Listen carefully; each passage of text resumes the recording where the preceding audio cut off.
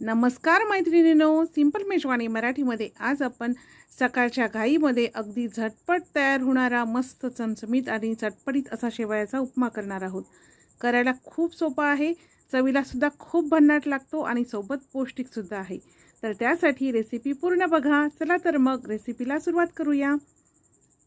शेवयाचा उपमा करण्यासाठी कढईमध्ये एक पळी तेल घालायचं, थोडेसे अख्खे शेंगदाणे आणि मस्त लालसर रंगाचे होईपर्यंत परतून घ्यायचे।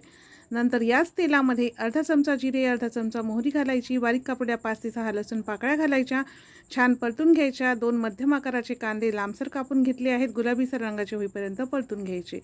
नंतर लांबसर कापलेली 3 ते 4 हिरवी मिरची, 10-12 कढीपत्त्याची पाने घातली आहेत, छान अशी परतून घ्यायची। कांदा खूप जास्त लालसर करायचा नाही। नंतर घरी बनवलेल्या गव्हाच्या शेवया घेतल्या आहेत, 2 मूठ भरून एवढ्या गव्हाच्या शेवया घेतल्या आहेत। या फोडणीमध्ये शेवया छान अशा परतून घ्यायच्या।